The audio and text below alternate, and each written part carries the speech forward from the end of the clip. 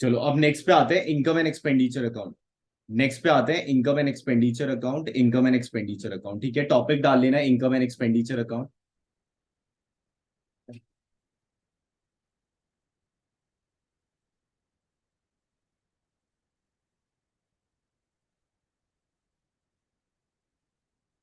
Okay, capital expenditure का मतलब क्या होता है? वो खर्चा जो एक साल से ज्यादा के लिए आपने किया है, वो कैपिटल एक्सपेंडिचर है।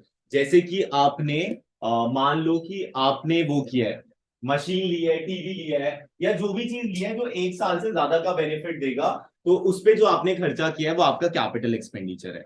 रेवेन्यू एक्सपेंडिचर का मतलब है जो महीने भर के खर्चे होते हैं, और रेवेन्यू एक्सपेंडिचर है। जैसे रेंट देना, पानी की बोतल खरीदना, ये सब क्या हो गया? रेवेन्यू एक्सपेंडिचर हो गया। उसके बाद आता है तुम्हारा कैपिटल रिसिप्ट। कैपिटल रिसिप्ट मतलब होता है जब भी जो चीज एक साल से ज्यादा के लिए आपको रिसीव हो गया, वो आपका कैपिटल रिसिप्ट हो जाएगा। और रेवेन्यू रिसिप्ट जो महीने भर के पैसे रिसीव होते हैं, वो रेवेन्यू रिसिप्ट हो गया। जैसे कि मान लो तुम किसी एसोसिएशन से ज्वाइन हो, और तुम्हें 500 रुपए सब्सक्रिप्शन देना पड़ता है, तो 500 रुपए सब्सक्रिप्शन उस एसोसिएशन के लिए रेवेन्यू रिसिप्ट, कि हर महीने उसे पैसा आएगा। तो जो महीने भर का रेवेन्यू है वो रेवेन्यू रेसिप्ट हो गया। जो महीने भर के खर्चे हैं वो रेवेन्यू एक्सपेंडिचर हो गया। जो साल भर से ज्यादा के लिए आपको पैसा मिल गया है, वो कैपिटल रेसिप्ट हो गया। और जो साल भर से ज्यादा पे किसी एसेट पे खर्च किया है, तो कैपिटल एक्सपेंडिचर हो गया। समझ गए? समझ गए?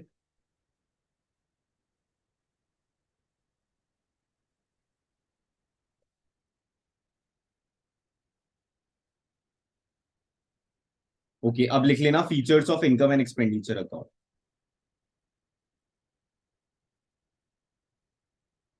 तो ये एक नॉमिनल अकाउंट है। नॉमिनल अकाउंट क्यों है? क्योंकि ये लॉसेस एंड प्रॉफिट की बात करता है। ठीक है, तो ये कौन सा अकाउंट है? Nominal account. तो इनकम एंड एक्सपेंडिचर अकाउंट का फीचर क्या है? कि नॉमिनल अकाउंट है। इनकम एंड एक्सपेंडिचर अकाउंट का फीचर क्या है? कि नॉमिनल अकाउंट है। इनकम एंड एक्सपेंडिचर अकाउंट का फीचर है कि नॉमिनल अकाउंट है। इनकम एंड एक्सपेंडिचर अकाउंट का फीचर है कि नॉमिनल अकाउंट है। इनकम एंड एक्सपेंडिचर अकाउंट का फीचर है कि नॉमिनल अकाउंट है। डन। उसके बाद आता है बेसिस ऑफ अकाउंटिंग। तो एक्रूअल बेसिस ऑफ अकाउंटिंग लेता है, क्योंकि ये कैश कैश ट्रांजेक्शन तो रिकॉर्ड करता है ये, प्लस क्रेडिट ट्रांजेक्शन भी रिकॉर्ड करता है। ठीक है, ये कैश ट्रांजेक्शन और क्रेडिट ट्रांजेक्शन दोनों रिकॉर्ड करता है। ठीक है, जो ये ट्रांजेक्शन रिकॉर्ड करता है वो रेवेन्यू नेचर के होते हैं। या तो रेवेन्यू एक्सपेंडिचर होता है, या फिर वो रेवेन्यू रेसिप्ट होते हैं। या तो रेवेन्यू एक्सपेंडिचर होता है, या फिर रेवेन्यू रेसिप्ट होता है। या तो रेवेन्यू एक्सपेंडिचर होता है, या फिर वो रेवेन्यू रेसिप्ट होता है।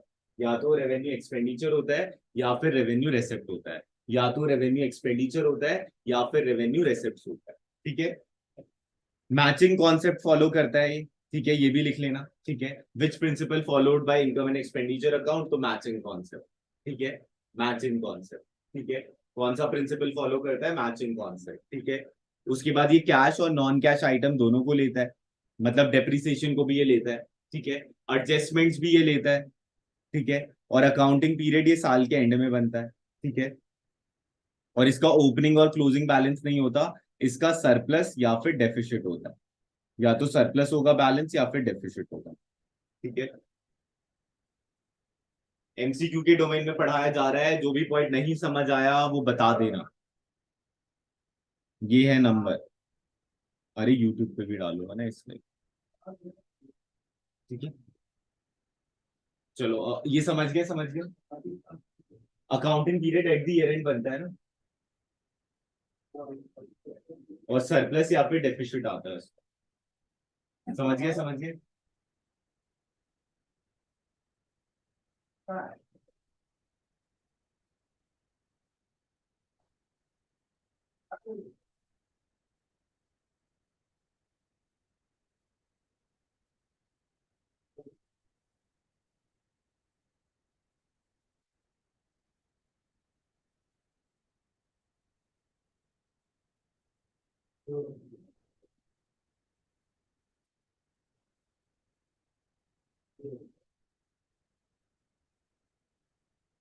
Done done done.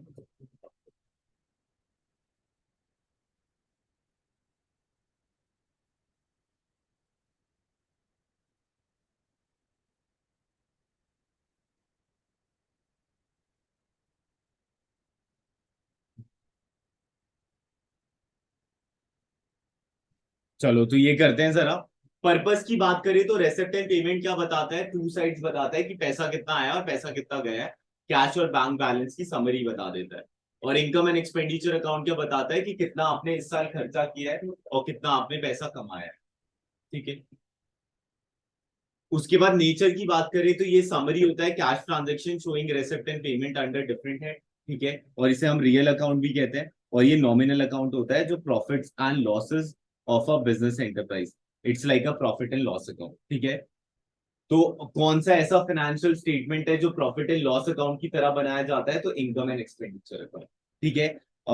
फॉर्म तो इसमें डेबिट साइड सारे पैसे रेसिप्ट वाले आते हैं और पेमेंट साइड सारे पैसे जाने वाले आते हैं। उसकी अगर बात करें तो डेबिट साइड एक्सपेंडिचर आता है और क्रेडिट साइड क्या आता है, इनकम आता है।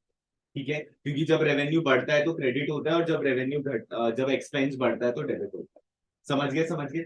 ओके। उसके बाद बैलेंसेस की बात करें तो इसका ओपनिंग और क्लोजिंग बैलेंस होता है और इसका सरप्लस और डेफिसिट होता है।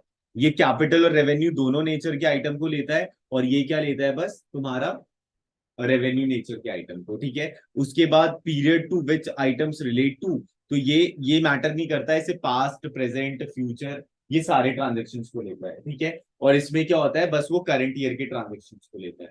ठीक है, ये बस करंट ईयर के ट्रांजेक्शन को लेता है। ठीक है। इसमें एडजस्टमेंट नहीं लिया जाता है, इसमें एडजस्टमेंट लिया जाता है। ठीक है। इसमें डेप्रिसिएशन को नहीं लेते और इसमें डेप्रिसिएशन को लेते हैं। ठीक है। एक बार जो भी नोट डाउन करना है वो कर लो।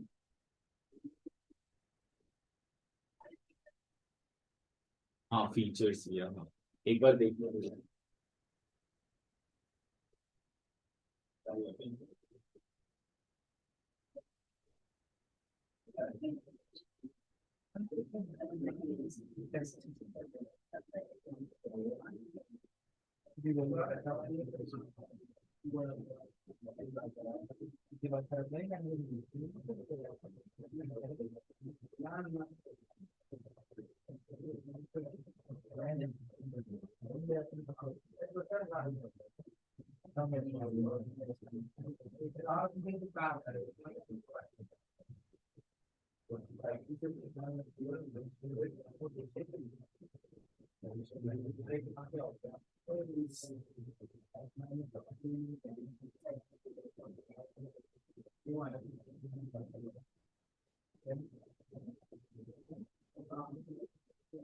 डन डन डन, आ गया ना समझ।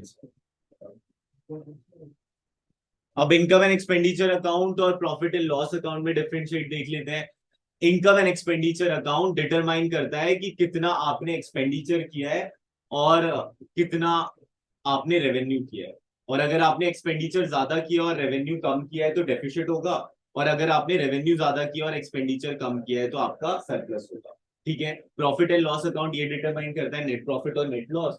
उसके बाद नेक्स्ट आता है आपका, ये जो है ये प्रिपेयर करता है नॉट फॉर प्रॉफिट ऑर्गेनाइजेशन, ये प्रिपेयर करता है बिजनेस एंटरप्राइज। मेथड जो है it is prepared from the trial balance where complete set of books accounts are maintain, और from the receipt and payment account other information where complete set of books account are not maintained. It is, तो ये trial balance की help से बनता है और ये जो है ये तुम्हारा किसकी हेल्प से बनता है, रेसिप्ट एंड पेमेंट अकाउंट की हेल्प से। ठीक है। एंड इसमें इसका जो रिजल्ट होता है या डेफिसिट होता है या सरप्लस होता है, इसका रिजल्ट या तो नेट प्रॉफिट होता है या नेट लॉस।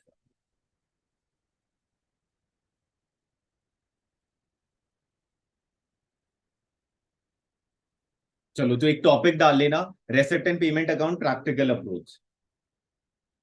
जल्दी जल्दी डाल लो, आज ये चैप्टर डन करना है।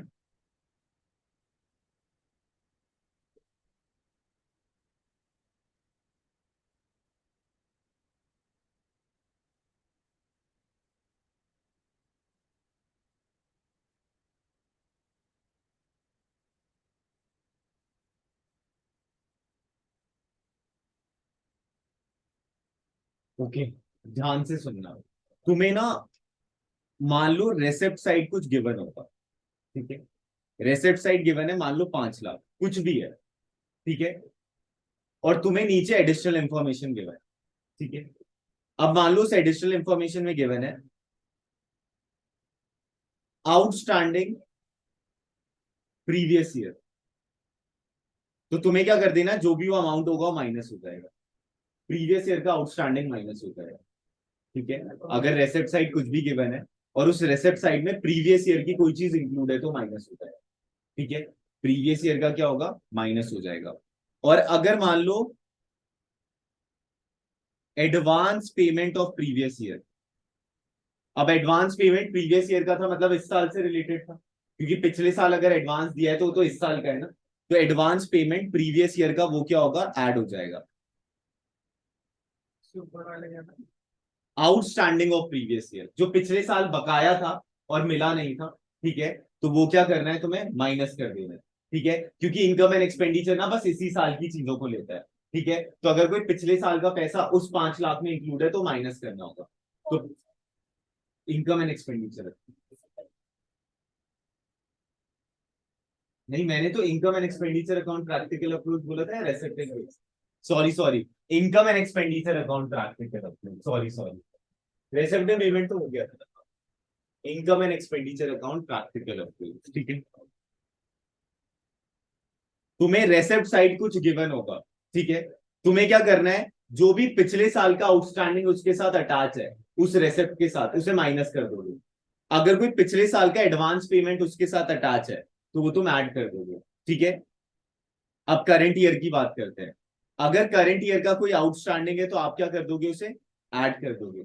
और अगर प्रीवियस ईयर का, अगर करंट ईयर का एडवांस है तो आप उसे माइनस कर दोगे। क्या हुआ, देखो, लर्न करो, बस एमसीक्यू आने वाला है। अगर प्रीवियस ईयर का आउटस्टैंडिंग है तो माइनस होगा उस रेसेप्ट के साथ, और अगर पिछले साल का एडवांस है तो ऐड होगा। ठीक है, अगर पिछले साल की बात करें तो दो ही चीजें हो सकती है, या तो आउटस्टैंडिंग होगा या एडवांस पेमेंट होगा। अगर पिछले साल का एडवांस है तो ऐड होगा, पिछले साल का आउटस्टैंडिंग है तो माइनस होगा। वैसे ही करंट ईयर का आउटस्टैंडिंग है तो ऐड होगा, और करंट ईयर का एडवांस है तो माइनस होगा।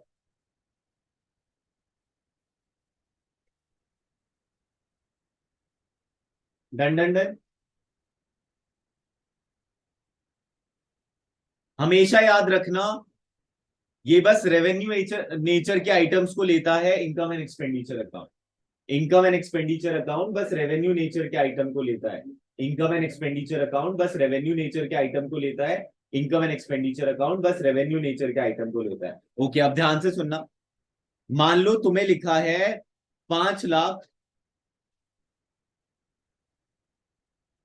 बिल्डिंग प्लस पेंटिंग को मिलाकर, मतलब आपने खर्चा किया है 5 लाख का, उस 5 लाख में बिल्डिंग का भी खर्चा है और पेंटिंग का भी खर्चा है। ठीक है, पेंटिंग तो रेवेन्यू नेचर का आइटम है जो हर साल का खर्चा है, और बिल्डिंग क्या है, कैपिटल नेचर का आइटम है। ठीक है, अब मान लो आउट ऑफ 5 लाख 3 लाख जो है बिल्डिंग के है, तो इनकम एंड एक्सपेंडिचर अकाउंट में कितना जाएगा, 2 लाख। ठीक है, और 2 लाख किसका पार्ट बनेगा, एक्सपेंडिचर का। समझ आया, समझ आया। आपने 5 लाख का खर्चा किया, उस 5 लाख का जो खर्चा हुआ है वो दो चीजों में हुआ है, एक आपका हुआ है बिल्डिंग में और एक हुआ है आपका पेंटिंग में। आपको बोल रखा है 5 लाख में से 3 लाख की आपने बिल्डिंग लिया है। बिल्डिंग तो कैपिटल नेचर की चीज है ना, जो बैलेंस शीट का पार्ट बनेगी। और पेंटिंग क्या है, 2 लाख। 2 लाख जो है रेवेन्यू नेचर का आइटम है, तो रेवेन्यू नेचर का आइटम कहाँ आ जाएगा, एक्सपेंडिचर साइड आता है। ठीक है, ओके। सिद्धार्थ अब तुम ट्राई करना जरा। 2 लाख था, ठीक है, उसमें बुक भी था और मैगजीन भी थी। इन दोनों में से रेवेन्यू नेचर का आइटम कौन सा है, मैगजीन। ठीक है, अब मान ले बुक जो थी वो 1.5 लाख की थी, तो एक्सपेंडिचर अकाउंट में कितना आएगा, 50,000। 50,000 एक्सपेंडिचर का पार्ट हो जाएगा। ठीक है, समझ गए, समझ गए। प्रीवियस ईयर की कोई भी चीज होगी वो माइनस हो जाएगा। करंट ईयर का अगर कोई आउटस्टैंडिंग होगा तो ऐड हो जाएगा। अगर प्रीवियस ईयर का एडवांस होगा तो वो क्या होगा, ऐड। ठीक है, और अगर करंट ईयर का एडवांस है तो माइनस। चलो अब स्टार्ट करते हैं। सबसे पहले जब भी क्वेश्चन आए टोटल पैसा कितना रिसीव हुआ है, 3,80,000 टोटल पैसा रिसीव हुआ है। उसमें 80,000 क्या है, प्रीवियस ईयर का है, तो 80,000 प्रीवियस ईयर का है तो माइनस हो जाएगा। ठीक है, 80,000 प्रीवियस ईयर का माइनस हो जाएगा। ठीक है, और बोला है करंट ईयर का जो है फीस आउटस्टैंडिंग वो 10,000 है, तो 80 माइनस हुआ तो 3 लाख आया, और 10,000 ऐड होगा तो 3,10,000। समझ आया, समझ आया, आया समझ। ओके, अब नेक्स्ट की बात करते हैं। सैलरी पेड जो है वो 28,000 है, उसमें 3,000 जो है पिछले साल का है, 3,000 पिछले साल का माइनस हो जाएगा। बचेगा कितना 25,000। उसके बाद बोल रहा है salary outstanding at the end of the year, तो करंट ईयर का तो क्या हो जाएगा, ऐड हो जाएगा। ठीक है, तो 25 में 1,000 ऐड हो जाएगा तो 26,000 आ जाएगा। समझ गए, समझ गए। ओके, वैसे ही बात करते हैं, एंटरटेनमेंट एक्सपेंस सीधा एक्सपेंडिचर साइड आ जाएगा। उसके बाद टूर्नामेंट एक्सपेंस सीधा एक्सपेंडिचर साइड आ जाएगा। उसके बाद मीटिंग एक्सपेंस सीधा एक्सपेंडिचर साइड आ जाएगा। ट्रैवलिंग एक्सपेंस सीधा एक्सपेंडिचर साइड आ जाएगा। सिद्धार्थ ये वाला बताओ जल्दी से। पीरियोडिकल्स जो होते हैं वो साल भर के अंदर अंदर खत्म हो जाते हैं, जल्दी बताए।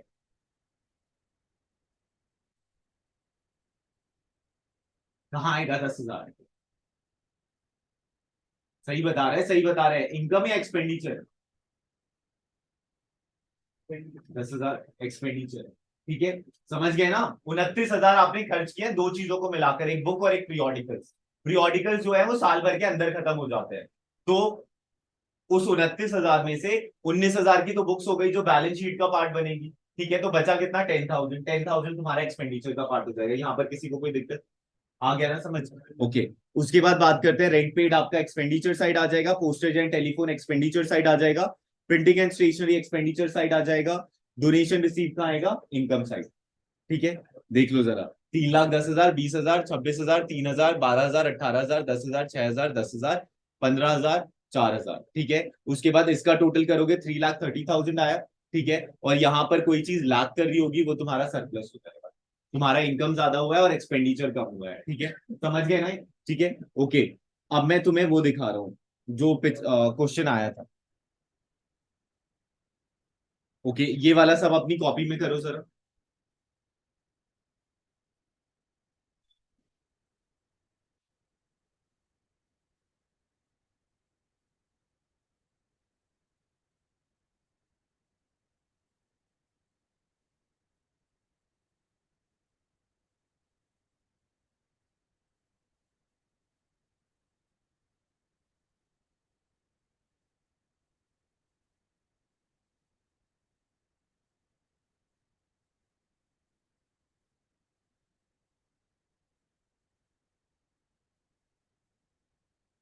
तुम लोग दो बार नहीं आ सकते ना?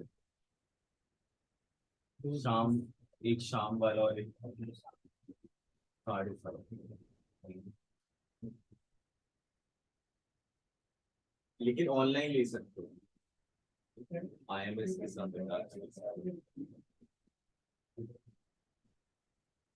कितना आ रहा है?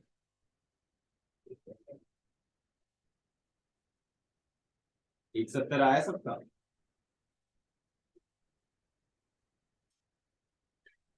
अब क्या एटीट्यूड आ गया? क्या 170 नहीं आया? आ गया ना सबका 170? निशी का नहीं आया 170? ये देखो ना, तुम्हें टोटल पैसा कितना रिसीव हुआ है? 2.5 लाख। ये पैसा कौन से ईयर का है? पिछले साल का है ना ये पैसा। पिछले साल का पैसा माइनस हो जाता है, कितना हो जाएगा? 2 लाख। और 30,000 जो एडवांस पेमेंट मिला है वो तो इस साल का है ना, 30,000 तो माइनस हो जाएगा। समझ गए? अभी करंट ईयर का एडवांस तो माइनस होता है ना। क्या लिखा है? 31 मार्च 2020। और तुम्हारा फाइनेंशियल ईयर कब स्टार्ट हुआ है? 1 अप्रैल 2019। समझ गए, समझ गए, समझ गए ना? अगर मैं 31 मार्च 2020 कह रहा हूं तो फाइनेंशियल ईयर क्या था? 2019 टू 2020 ना। 2019 का 1 अप्रैल और 31 मार्च 2020 का। ठीक है, तो पैसा जो रिसीव हुआ है 250 रिसीव हुआ। इसमें क्या लिखा है? 1 अप्रैल 2019। तो अभी तो ये स्टार्ट ही हुआ है ना सेशन। अब स्टार्ट ही हुआ है, स्टार्ट में कैसे आउटस्टैंडिंग हो जाएगा? तो ये जो आउटस्टैंडिंग है वो तो पिछले साल का रहा होगा, इसलिए हम इसे माइनस कर रहे हैं। ठीक है, आगे समझ आ गया? Good sir, good.